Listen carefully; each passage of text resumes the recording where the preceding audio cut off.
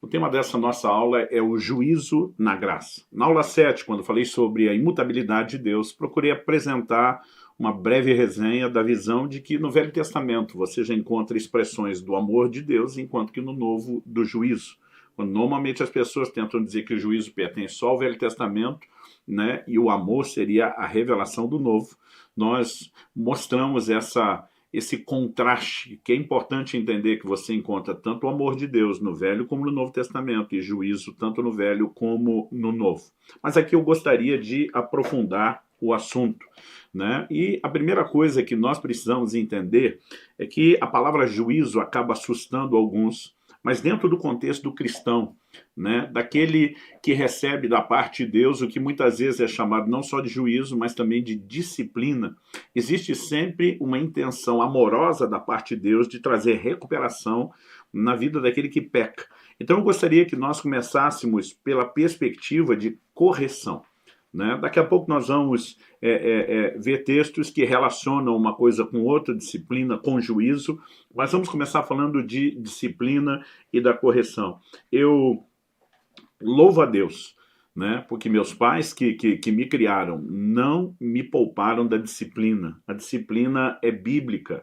Ela, na verdade, é praticada pelo Pai Celestial, que é o modelo de paternidade que todos devemos seguir e praticar. No livro de Hebreus, no capítulo 12, a Bíblia diz assim, a partir do versículo 5, e vocês se esqueceram da exortação que lhes é dirigida como a filhos. Filho meu, não despreze a correção que vem do Senhor, nem desanime quando você é repreendido por ele, porque o Senhor corrige a quem ama e castiga todo filho a quem aceita. É para a disciplina que vocês perseveram. Deus os trata como filhos. E qual o filho a quem o pai não corrige? Mas se estão sem essa correção, da qual todos se tornaram participantes, então vocês são bastardos e não filhos. Além disso, tínhamos os nossos pais humanos que nos corrigiam e os respeitávamos. Será que então não nos sujeitaremos muito mais ao Pai espiritual para vivermos? Pois eles, uma referência agora aos pais terrenos, né? Eles nos corrigiam por pouco tempo, segundo melhor lhes parecia. Deus, porém, nos disciplina para o nosso próprio bem, a fim de sermos participantes da sua santidade. Verso 11. Na verdade, toda disciplina ao ser aplicada não parece ser motivo de alegria, mas de tristeza. Porém, mais tarde, produz fruto pacífico aos que têm sido por ela exercitados, frutos de justiça. Por isso, levantem as mãos cansadas, fortaleçam os joelhos vacilantes. E agora, verso 13. Façam caminhos retos para os seus pés, para que o manco não se desvie, mas seja curado. Na sequência, ele vai dizer depois no verso 14, procurem viver em paz com todos, busquem a santificação sem a qual ninguém verá o Senhor.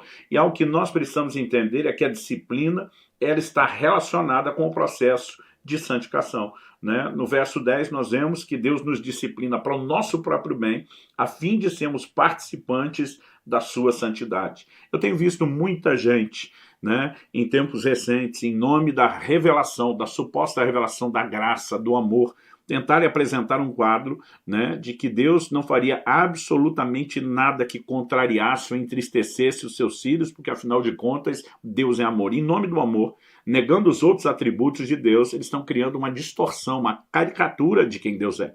A Bíblia diz que Deus nos corrige porque o pai corrige o filho a quem ama. Correção é expressão de amor. Eu não sei de onde as pessoas estão tentando tirar a ideia de apresentar um Deus que não nos confronta, que apenas faz tudo que a gente quer, o tempo todo, na hora que a gente quer, do jeito que a gente quer, quase como, né, se Deus tivesse se tornado escravo do nosso posicionamento de fé e oração. Todas essas coisas na Bíblia estão condicionadas à vontade de Deus. Em 1 João 5, a Bíblia diz, sabemos que se pedimos alguma coisa segundo a sua vontade, ele nos ouve. Não se trata meramente de o tempo todo querer a vontade humana independente da divina. Né? Quando falamos sobre fé, fé, por exemplo, é gerada pela palavra de Deus. A palavra de Deus revela a vontade de Deus. Só essa palavra que revela a vontade de Deus é que inspira fé verdadeira. Ninguém tem o direito de crer para algo contrário à palavra de Deus, porque isso não é nem fé, né? É pura presunção. Então, não há como deixar fora da vida cristã o elemento da correção. E a primeira coisa que nós precisamos entender é que a correção é um ato de amor. Aliás, a palavra de Deus fala isso da forma mais clara possível. Por exemplo, em Apocalipse, no capítulo 3, no versículo 19, palavras do próprio Senhor Jesus, ele diz, eu repreendo e disciplino aqueles que amo. Portanto, seja zeloso e arrependa-se. Qual o propósito da disciplina? Produzir arrependimento, conserto, restauração. Agora, essa mensagem ela já era muito clara desde o Antigo Testamento. Em Provérbios, no capítulo 3, no versículo 12, a Bíblia diz: porque o Senhor repreende a quem ama, assim como um pai repreende o filho a quem quer bem. Ou seja, a citação de Hebreus 12:6 que nós vimos, ela é nada mais, nada menos, né, do que uma menção ou citação desse texto de Provérbios. Nós precisamos entender que, assim como o pai expressa amor e cuidado pelo filho usando a correção, Deus também manifesta o seu amor por nós aplicando a correção e não negligenciando a correção. Aliás, na Bíblia, a ausência de correção ela é rotulada, adjetivada justamente como o contrário, como falta de amor. O que diz Provérbios capítulo 13, verso 24. O que retém a vara odeia seu filho. Quem o ama, esse o disciplina desde cedo. Então, que não se confunda a visão de um Deus, né, amoroso com um pai que mima e estraga os filhos, dando-lhes tudo o que eles querem, a hora que eles querem. Em 1 Coríntios, no capítulo 11, nos versículos 31 e 32, nós vemos o apóstolo Paulo fazendo a relação entre disciplina e juízo. E eu creio que isso precisa ser entendido, uma vez que o tema da nossa aula é juízo, o que abrange, obviamente, a ideia e o conceito de disciplina e correção, mas eu não quero, como alguns fazem, fugir da palavra juízo. No verso 31 e 32 de 1 Coríntios 11, nós lemos assim: porque, se julgássemos a nós mesmos, não seríamos julgados. Mas quando julgados, somos disciplinados pelo Senhor, para não sermos condenados com o mundo, né? Ou seja, em primeira instância, a manifestação do juízo, principalmente falando do povo de Deus, ele tem caráter de correção, não de condenação, né? Não é mera e simplesmente uma manifestação de reprovação divina, né? Ao mesmo tempo onde Deus deixa claro que reprova uma atitude nossa, isso não significa que ele nos reprove como pessoas, e sempre há um propósito, né, de disciplinarmos para não chegarmos ao ponto da condenação, que de fato, né, está guardada e reservada àqueles que não aceitam, não recebem a disciplina. Então, com isso em mente, né, vamos levar em conta algumas coisas que, por exemplo, o propósito da disciplina é arrependimento, não a condenação. Em segunda carta de Paulo aos Coríntios, no capítulo 7, eu quero ler dos versículos 8 a 10, essa mesma ideia é sustentada. Paulo diz assim: porque mesmo que eu tenha entristecido vocês com a minha carta, ele está falando da carta anterior, não me arrependo, embora já tenha me arrependido, pois vi que aquela carta os deixou tristes, ainda que por breve tempo. Mas agora me alegro, não porque vocês ficaram tristes, mas porque essa tristeza os levou ao arrependimento. Pois vocês foram entristecidos segundo Deus, para que da nossa parte não sofressem nenhum dano. Verso 10. Porque a tristeza, segundo Deus, produz arrependimento para a salvação, que a ninguém traz pesar. Mas a tristeza do mundo produz morte. Então, aqui o apóstolo Paulo está falando de uma tristeza necessária para um processo de arrependimento e de conserto. Essa é a ideia, né, que nós vemos por trás da correção, o que faz, como já citei, lendo aqui Hebreus 12:10, o que faz parte do processo de santificação. Deus nos disciplina, né, para que nós sejamos participantes da sua santidade. Agora, entender o Deus que disciplina, entender o Deus que corrige, entender o Deus que julga, deve trazer no nosso coração um senso de temor. E o aperfeiçoamento da santidade, ele carrega consigo essa marca do temor. Em 2 Coríntios, no capítulo 7, no versículo 1, antes, né, de chegar ao ponto de falar da tristeza segundo Deus que produz arrependimento, Paulo diz assim: portanto, meus amados, tendo tais promessas, purifiquemo-nos de toda impureza, tanto da carne como do espírito, aperfeiçoando a nossa santidade no temor de Deus. O aperfeiçoamento da santidade envolve o temor do Senhor. É lógico, quando falamos do temor de Deus, não é medo como alguém teria medo de uma cobra a ponto de fugir e correr, né? Nós precisamos entender que esse temor é uma santa reverência, é um misto de entendimento do quão sagrado e santo é o Senhor, o quanto nós devemos honrá-lo, reverenciá-lo e, ao mesmo tempo, não brincar com ele. Então, nós precisamos da revelação completa de Deus. Porque hoje em dia as pessoas estão tentando pintar um quadro de um Deus que é só amor e nada mais. ele não é justo, ele não executa juízos. Eu me lembro de uma ocasião, e mencionei isso numa das aulas anteriores, né, de ter visto duas pessoas, um estava discutindo com o outro e um parecia estar advogando a bondade de Deus e a severidade de Deus. Eu já mencionei isso anteriormente, eles me pedem ajuda, pastor, Deus é bom ou é severo? E eu respondi para eles, os dois, ele não é um ou outro. Romanos 11:22 fala da bondade de Deus e da severidade de Deus. Mas eu também disse para eles, depende. Qual dos dois, porque ele é tanto um ou outro, você vai experimentar, depende de você. A Bíblia diz, para com os que creram, e obviamente ali o contexto de obedeceram, ele manifestou bondade. A Bíblia diz, para com os que caíram, ele manifestou severidade. Né? Então a questão não é se Deus é um ou outro, ele é os dois. E dependendo da nossa atitude é que nós vamos descobrir o que é que ele vai demonstrar. Então essa imagem que alguns têm tentado vender em nome do discurso da graça, de que temor é uma coisa antiquada, que pertence só ao Velho Testamento, isso não é verdade. Né? Tanto a indicação da presença de temor nos crentes da Nova Aliança, no Novo Testamento, como a exortação, né, a tê-lo, aparecem muito no Novo Testamento. Então me deixe trazer alguns versículos que falam a respeito do temor para você. Atos 2:43. A igreja, debaixo da visitação do Espírito Santo, no seu auge, a Bíblia diz, em cada alma havia temor. Atos capítulo 5, versículo 11. E sobreveio grande temor a toda a igreja e todos aqueles que ouviram falar desses acontecimentos. Atos capítulo 9, verso 31. Assim a igreja tinha paz por toda a Judéia, Galiléia e Samaria, edificando-se e caminhando no temor do Senhor. E no consolo do Espírito crescia em número. Né? Temor do Senhor não significa ausência de consolo. Os dois estavam bem juntos na vida de cada um deles. Segundo aos Coríntios 5:11 diz, e assim, conhecendo o temor do Senhor. Em Efésios 5:21 a Bíblia diz, sujeitem-se uns aos outros no temor de Cristo. E Filipenses 2:12, desenvolvam a sua salvação com temor e tremor. Qual a razão para o temor? Né? A palavra de Deus aponta que isso está atrelado ao entendimento de que há juízo divino, de que não dá para brincar. Hebreus capítulo 12, verso 28, diz assim, por isso, recebendo nós um reino inabalável, retenhamos a graça. Logo, se tem que reter a graça, estamos falando do tempo da graça e não de coisa do Antigo Testamento. Retenhamos a graça, pela qual sirvamos a Deus de modo agradável, com reverência e temor, porque o nosso Deus é fogo consumidor. A palavra porque, ela obviamente aqui é um elo de ligação.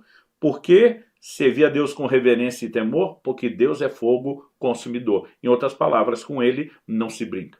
Eu me lembro que uma certa ocasião eu estava falando a respeito de textos como esse que falam da importância do temor do Senhor no aperfeiçoamento da santidade, e uma pessoa levantou a mão, pediu para falar, e ela me questionou e disse, eu aprendi que eu tinha que obedecer a Deus por amor, não por temor.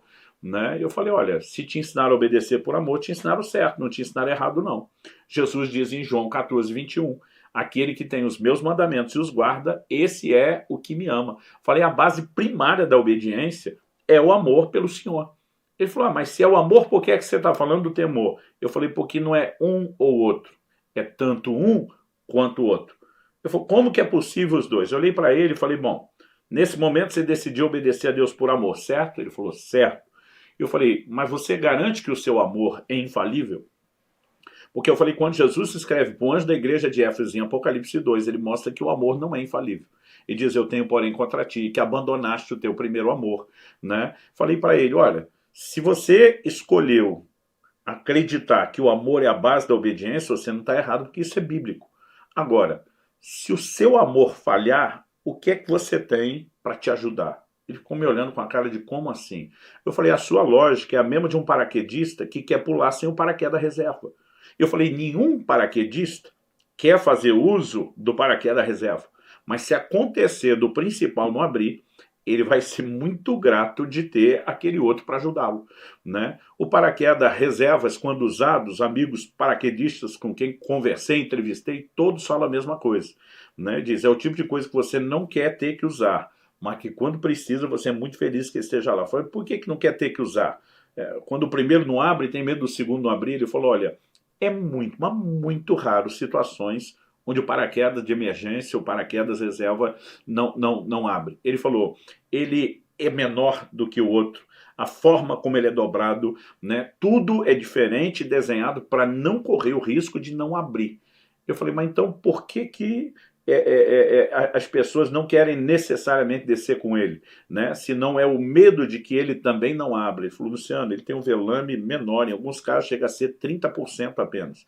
Você não vai descer num voo panorâmico que nem o outro, né? Ele está lá para impedir que você despenque feito um tijolo lá de cima.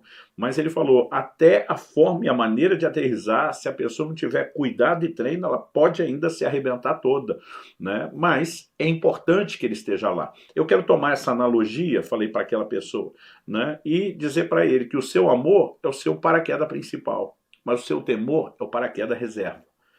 Você não precisa deixar de escolher andar em amor, mas você precisa saber que se em algum momento falta amor, que a obediência não seja, né, comprometida, porque a Bíblia também fala sobre o elemento de temor.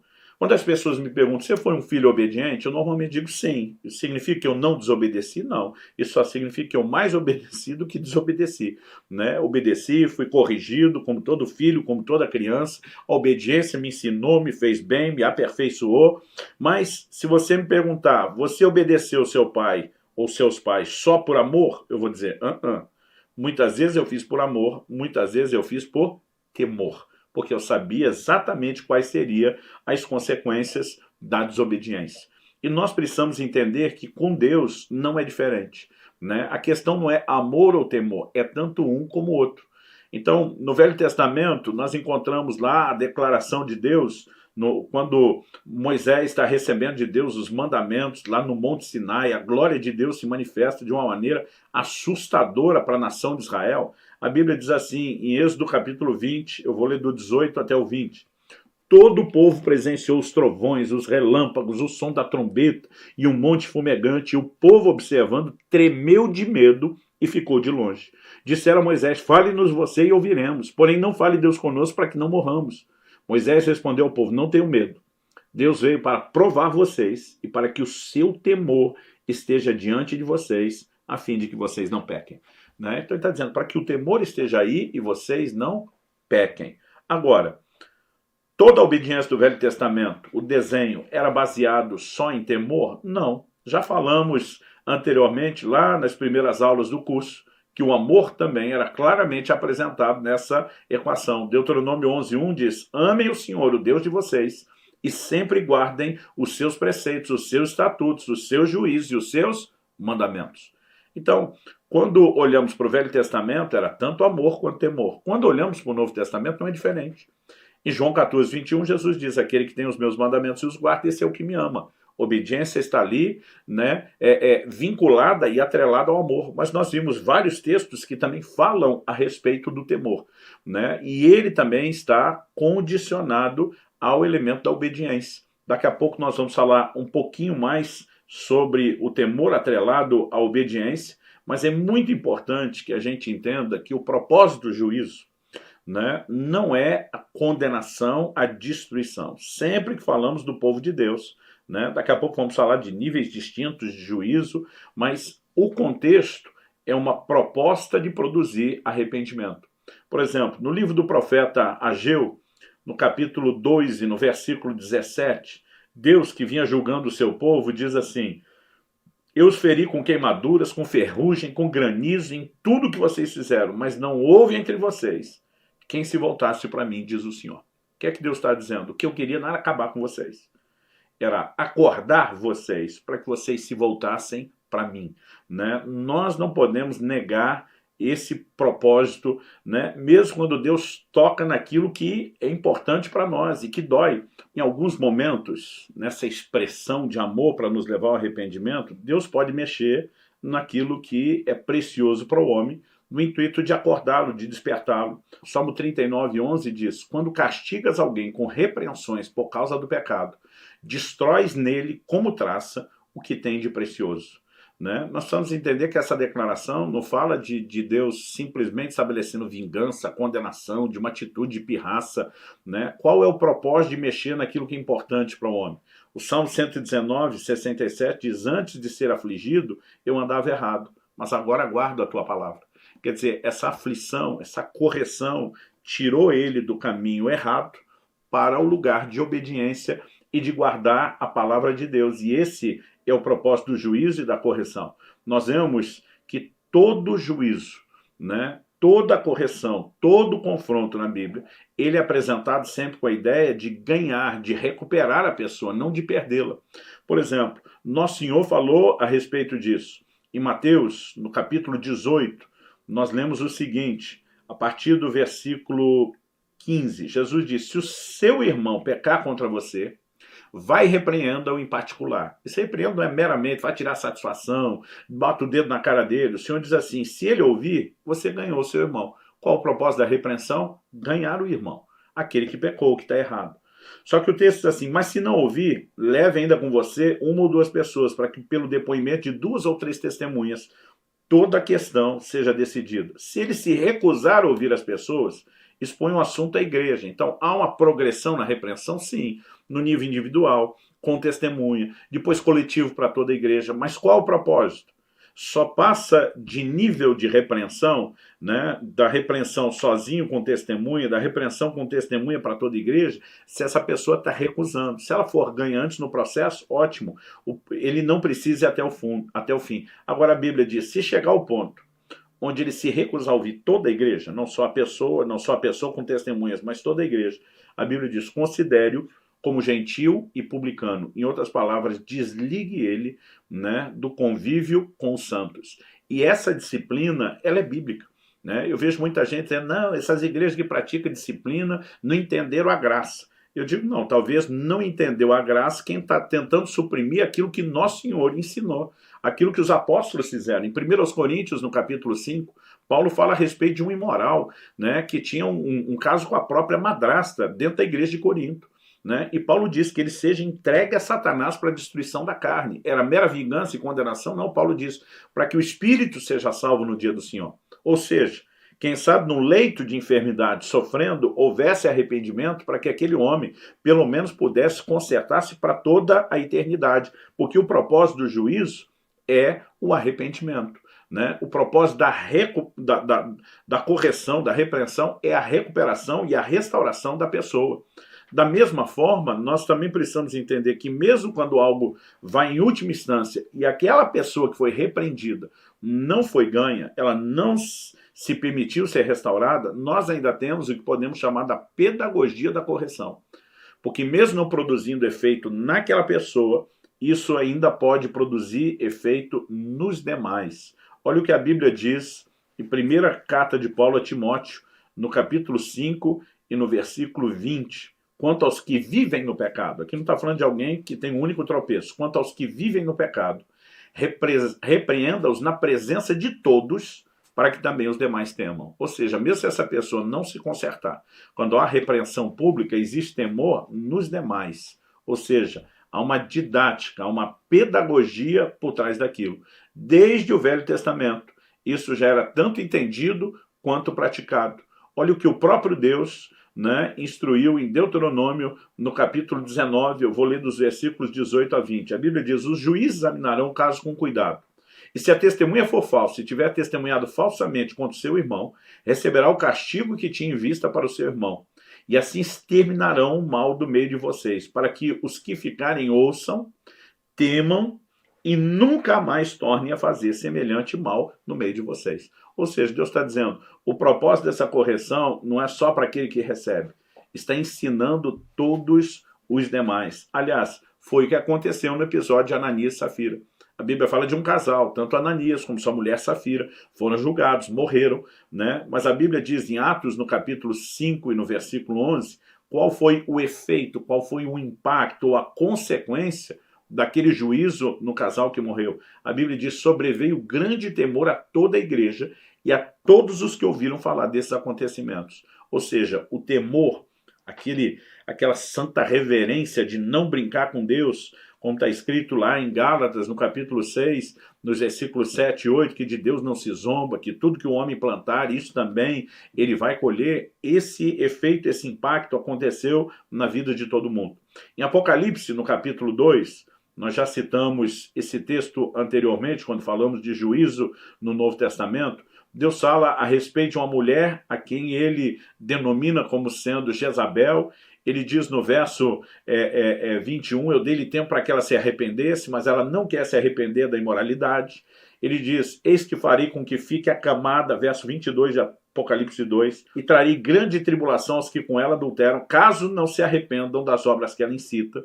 Ou seja, Deus sempre dá a primeira oportunidade de arrependimento, o juízo ainda é para levar ao arrependimento, mas o Senhor termina dizendo no verso 23, matarei os seus filhos, e todas as igrejas saberão que eu sou aquele que sonda mentes e corações e retribuirei a cada um de vocês segundo as suas obras.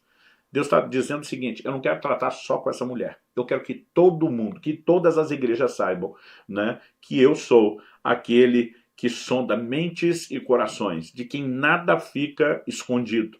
Né? Ou seja, mais uma vez, nós temos o evidente propósito da correção, como a tentativa de recuperar alguém, mas num paralelo também de oferecer uma didática a todos os outros. Quando Acã, no Velho Testamento, foi julgado pelo seu pecado, a lição foi dada a todos os demais que permaneceram vivos. Né? Porque nós precisamos reconhecer que o juízo, mesmo para os crentes, mesmo para aqueles que já foram salvos, é inegável.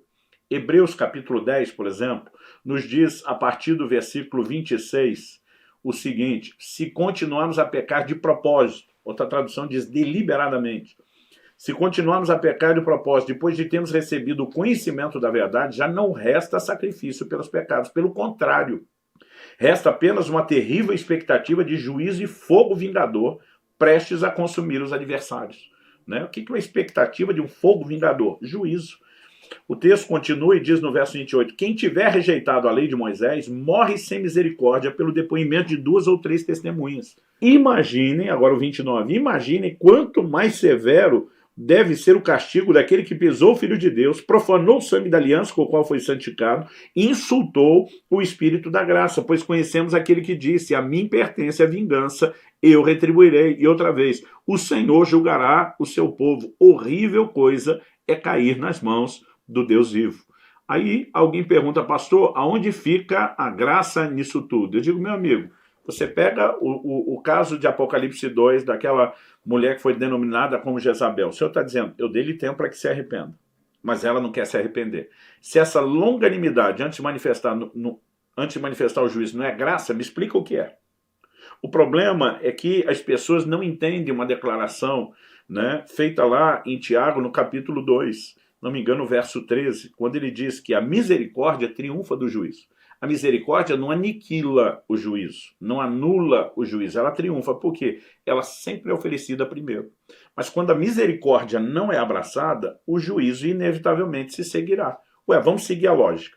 As pessoas são salvas pela graça mediante a fé. A salvação é uma oferta da graça de Deus. A pergunta, ela vai ser aceita por todo mundo? Não. Agora, alguém que não aceitou a graça oferecida vai viver o juízo eterno do inferno? Sim. Não porque Deus não manifestou graça, mas porque ele não abraçou a graça e a misericórdia que lhe foi oferecida. Por que é que quando nós falamos de vida cristã, essa mesma lógica que a gente usa para a salvação, a gente não consegue aplicar? Não está havendo graça, estão negando a graça. Não, a graça e a misericórdia, quando não abraçadas, né, elas deixam de ser aproveitadas. Então, se alguém não se aproveita da misericórdia que vem primeiro, é inevitável que o juízo se siga depois. Gálatas, no capítulo 6, versos 7 e 8, a Bíblia diz, não se enganem, de Deus não se zomba. Outra versão diz, Deus não se deixa escarnecer. Pois aquilo que a pessoa semear, isso também colherá. Quem semeia para a sua própria carne, da carne colherá corrupção, mas quem semeia para o Espírito, do Espírito colherá a vida eterna. Então, em outras palavras, não brinque com Deus, porque de Deus não se zomba, ele não se deixa escarnecer, e aquilo que se semeia na carne, de lá se colhe corrupção, mas o que se semeia no Espírito, dali, né, se colhe a vida eterna. Então, dito isso, vamos levar em consideração algumas coisas, que há diferentes motivos de juízo, que há diferentes tempos de juízo, né, e que há diferentes níveis de juízo, diferentes motivos de juízo. Nós sabemos que haverá julgamento de salvação ou perdição e que isso depende da fé. O Senhor Jesus deixou isso muito claro quando faz aquele paralelo em João no capítulo 3, dizendo que assim como Moisés levantou a serpente no deserto, assim importa que o Filho do Homem seja levantado para que todo o que nele crê tenha vida eterna. Na sequência, Jesus diz: Deus amou o mundo de tal maneira que deu seu Filho unigênito para que todo o que nele crê não pereça, mas tenha vida eterna. Ele deixa claro no 17 que Deus enviou seu Filho ao mundo não para condenar o mundo, mas para que o mundo seja salvo, ou seja, o tempo todo a intenção de Deus é a salvação. Só que o verso 18 diz: quem nele crê não é condenado, mas o que não crê já está condenado, porque não crê no nome do unigênito Filho de Deus. Então, sabemos que em relação a ser ou não ser salvo, isso depende da fé. Já trabalhamos em outras aulas o julgamento das obras, e a gente mostra que isso é independente, né, da salvação ou da fé, e que cada um recebe de acordo com aquilo que fez. Agora, que fique claro que nós não seremos julgados por pecados passados. Romanos 8,1 diz: não há mais condenação para aqueles que estão em Cristo. Mas o que estamos apresentando é que pecados presentes, onde não existe arrependimento, isso sim pode trazer juízo. E a palavra de Deus nos diz em Efésios, no capítulo 5, dos versículos 3 até 7, é uma advertência que tem que ser levada em consideração. A Bíblia diz o seguinte: que a imoralidade sexual, que toda impureza ou avareza não seja nem sequer mencionada entre vocês, como convém a santos. Não usem linguagem grosseira, não digam coisas tolas nem indecentes, pois isso não convém. Pelo contrário, digam palavras de ação de graças. Fiquem sabendo disso: nenhuma pessoa imoral, impura ou avarenta, porque avareza é idolatria, tem herança no reino de Cristo e de Deus. Não se deixe enganar com palavras vazias, porque naquela época já tinha crentes trazendo palavras vazias para tentar manter os outros no erro em vez de tirá-los. E diz: porque a ira de Deus vem sobre os filhos da desobediência por causa dessas coisas. Portanto, não participem daquilo que eles fazem. Né? Por que não participar? Porque se participarmos do que eles fazem, participaremos da ira de Deus, que virá sobre os filhos da desobediência, pelas coisas que eles fazem. Né? O texto é muito claro para mim. Bom, dito isso, que há diferentes motivos, vamos entender que também há diferentes tempos de juízo. Em 1 Timóteo, no capítulo 5 e no versículo 24, nós vemos a palavra de Deus falando a respeito de juízo imediato e também juízo, né, que nós podemos classificar como não imediato. A Bíblia diz: os pecados de alguns são notórios, mesmo antes do juízo, como foi com Ananias e Safira, mas o de outros só se manifestam mais tarde. Então, não sabemos dizer necessariamente com quais critérios, mas alguns, como Ananias e Safira, serão julgados em vida, né? Outros só serão julgados posteriormente. Por exemplo, Paulo fala em Romanos, no capítulo 2 e no versículo 16, e ele apresenta isso como uma característica do evangelho que ele pregava. Ele diz o seguinte: do dia em que Deus, por meio de Cristo Jesus, julgar os segredos das pessoas de acordo com o meu evangelho. Né? Quando ele diz no dia em que Deus, ele está falando de um dia específico. Né? Há um dia determinado, estabelecido para isso. O apóstolo Paulo também falou a respeito disso em 2 Timóteo, no capítulo 4 e no versículo 1, quando ele diz: diante de Deus e de Cristo Jesus, que há de julgar vivos e mortos pela sua manifestação e pelo seu reino, peço a você com insistência, pregue a palavra. Né? Então, a Bíblia está falando de um Deus que há de julgar, futuro. Então, nem todo juízo é em vida, alguns deles serão no futuro. Mas mesmo no juízo futuro, ao que nós precisamos, né, compreender que haverá juízos separados. Quem será julgado primeiro? Né? Em primeiro lugar, os que estão em Cristo. Né? Falando sobre julgamento ainda, Paulo diz em Romanos, no capítulo 14 e no versículo 10, ele diz o seguinte: você, porém, porque julga seu irmão, e você, porque despreza o seu irmão, pois todos temos de comparecer diante do tribunal de Deus. No verso 12 ele diz: assim, pois cada um de nós prestará contas de si mesmo a Deus. Então é evidente, né, que um dia haverá prestação de contas diante de Deus. Mas ele diz em 2 Coríntios 5,10, importa que cada um de nós compareça perante o tribunal de Cristo. Cada um de nós, mais uma vez, ele está falando a respeito, né, aqui dos irmãos. Em Apocalipse, no capítulo 20, nós lemos, né, dos versículos 4 até o 6. Apocalipse 20 começa a falar de um período de 1000 anos, é chamado na teologia de o milênio. Alguns ficam discutindo se isso é ou não é literal, mas não há outra forma de se referir a esse período a esse evento, independente como cada pessoa o interprete, a não ser pelo nome de milênio. Dos versos 4 a 6, a Bíblia diz o seguinte: vi também tronos, neles sentaram-se aqueles aos quais foi dada autoridade para julgar. Vi as almas dos que foram decapitados por terem dado testemunho de Jesus e proclamado a palavra de Deus. Esses são os que não adoraram a besta nem a sua imagem, e não receberam a sua marca na testa na mão, e viveram e reinaram com Cristo durante 1000 anos. Os restantes dos mortos não viveram até que se completasse os 1000 anos. Essa é a primeira ressurreição. Bem-aventurado e santo é aquele que tem parte na primeira ressurreição. Sobre esses, a segunda morte não tem poder. Pelo contrário, serão sacerdotes de Deus e de Cristo e reinarão com ele durante 1000 anos. Agora, o que nós percebemos na sequência, né, é que em Apocalipse 20, a partir do versículo 11, nós lemos a respeito do juízo do trono branco, né? E o texto sagrado falando agora daqueles que vão ser julgados depois do milênio, que os seus nomes não foram achados. Verso 15: se alguém não foi achado inscrito no livro da vida, esse foi lançado no lago de fogo. Ou seja, Deus não julga o justo com o ímpio, sempre eles são julgados em separado, né? Seja em relação a tempo, seja em relação à forma como se dá o julgamento. Aliás, como o próprio Abraão, intercedendo, né, por seu sobrinho Ló, lá em Sodoma, ele diz para Deus, em Gênesis 19, de 23 a 26, que Deus não julga o justo com o ímpio. Em 2 Tessalonicenses 1, a partir do verso 6, a Bíblia diz: Deus dará em paga, né, tribulação aos que nos atribulam, a nós alívio. Deus nunca está julgando os dois grupos juntos. Então, existem tempos que não são só na vida e depois, mas mesmo depois, posteriormente, no pós-vida, nós precisamos reconhecer que há julgamentos distintos de crentes e não crentes. E, em último lugar, quero destacar aqui que existem diferentes níveis de juízo. Nós mencionamos em Romanos 14, 12, que nós haveremos de prestar contas a Deus, e a mesma declaração é feita pelo autor da Epístola aos Hebreus. Em Hebreus, no capítulo 4, no versículo 13, nós lemos: e não há criatura que não seja manifesta na sua presença, falando de Deus. Pelo contrário, todas as coisas estão descobertas e expostas aos olhos daquele a quem havemos de prestar contas, né? Então, haverá prestação de contas. E não podemos negar que tanto justos, né, como injustos estão sujeitos a julgamento. A palavra de Deus diz em 1 de Pedro 4,17, porque chegou o tempo de começar o juízo pela casa de Deus.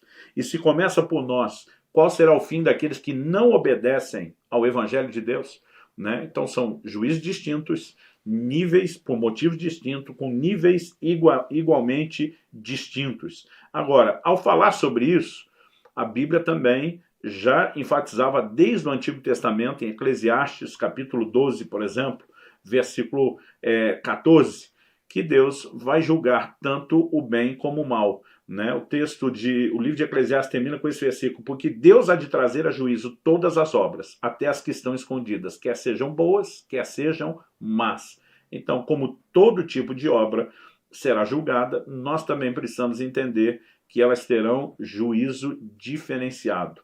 Né? Uma das provas de que haverá juízo diferenciado é a declaração de Jesus, por exemplo, em Mateus, no capítulo 23 e no versículo 14, quando ele diz: ai de vocês, escribas e fariseus hipócritas, porque vocês devoram as casas das viúvas e, para justificar, fazem longas orações, por isso vocês sofrerão juízo muito mais severo.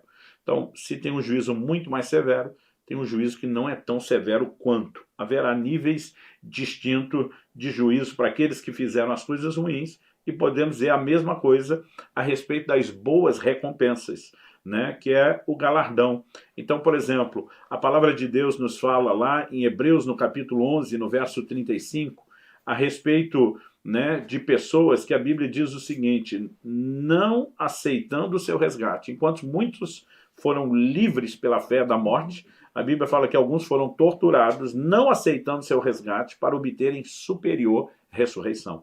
Paulo diz em 1 Coríntios 15 que assim como a diferença de glória entre estrela e estrela, não só entre astros diferentes, mas entre estrela e estrela, né, assim também na ressurreição haverá diferentes níveis de glória. E alguns abriram mão do livramento, porque sabiam que se morresse, né, como mártires por amor ao Senhor, teriam uma ressurreição, uma glória diferenciada no futuro. Então, assim como no caso do galardão, nós sabemos também que o nível de glória de cada um na ressurreição será diferente de acordo com aquilo que fez. Ao olhar todos esses ângulos do juízo, a ideia não é só cobrir, né, e trazer aqui a resenha da doutrina, mas mostrar que não existe nada na mensagem da graça que anule o juízo. Pelo contrário, o que nós sabemos é que a graça nos poupa de ser julgados imediatamente, mesmo quando não há arrependimento e o juízo começa, ainda há uma expressão do amor de Deus esperando que haja restauração, né? Ou seja, o juízo em nada anula a graça. Ele continua sendo, porque como ele não se manifesta como condenação imediata, ele continua sendo manifestações, né, constantes, desdobramentos da graça de Deus, a menos que a pessoa rejeite aquilo o tempo todo até o fim e inevitavelmente acabe caindo em condenação. Mas ninguém pode dizer que a mensagem da graça e do juízo não são conciliáveis. Na próxima aula, a última aula do nosso curso, nós vamos falar sobre o perigo dos extremos, né? Entender a graça e andar num lugar de equilíbrio. E há dois extremos, né, que precisam ser evitados. Nós vamos tratar disso nessa última aula.